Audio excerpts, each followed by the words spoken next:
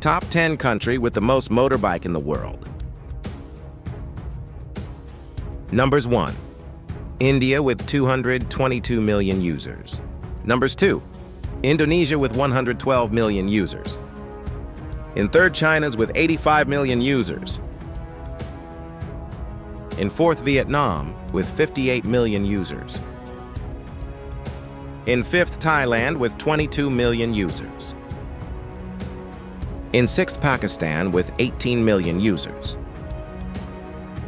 In seventh, Malaysia with 15 million users.